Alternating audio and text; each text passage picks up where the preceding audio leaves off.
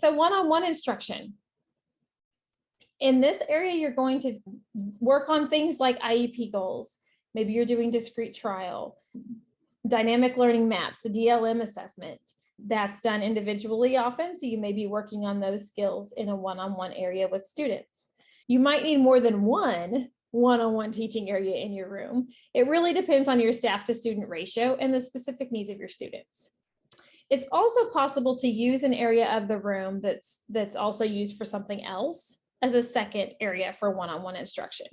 For example, one of our consultants that I work with, Jenny, she used her snack table as a one-to-one area for discrete trial training just for part of the day. She had a couple rotations where additional students were in the classroom, and that was really the only area available.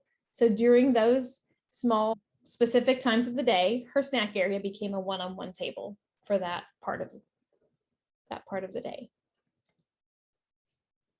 Okay, here are some examples of one-on-one areas. Looking at the picture on the left, this is a one-on-one area set up for discrete trial.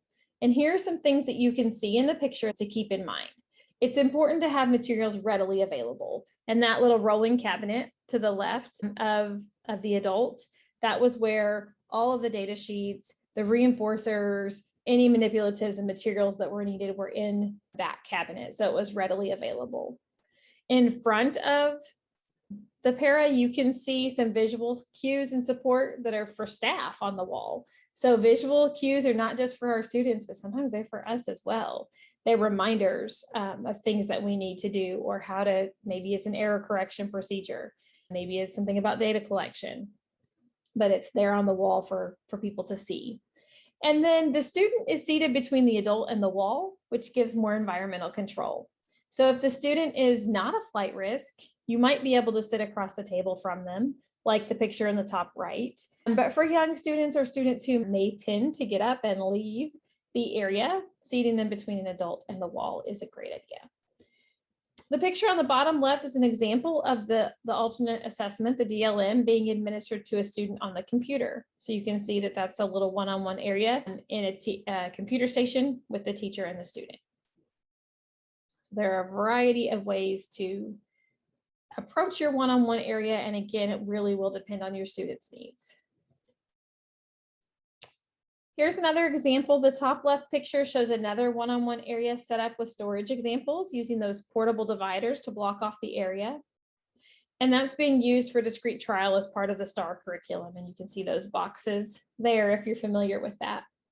In the other pictures, you can see a variety of individual students' needs addressed. Like you can see the student using a communication device, the student using noise canceling headphones and a chew necklace. So these students have the things that they need to be successful. The young man on the bottom right is using the technology that meets his individual needs. So I know I'll probably say that 100 times or more throughout this slide presentation, but just think about what each student needs is so important in setting up your classroom. And then some tips and tricks. We've already talked a little bit about setup as far as having a corner of the room works really well for a one-on-one area because you can seat the student between the adult and the wall or the divider. It does need to be an area of the room with fewer distractions. Like I wouldn't put a one-on-one area right next to the door if you can help it, or right next to the bathroom where people might be coming in and out. The rolling 3-drawer carts, which you can see on the top left, that works really well for organizing materials in a one-on-one area and in a small group area of your room. They can also easily be moved around, which can be helpful.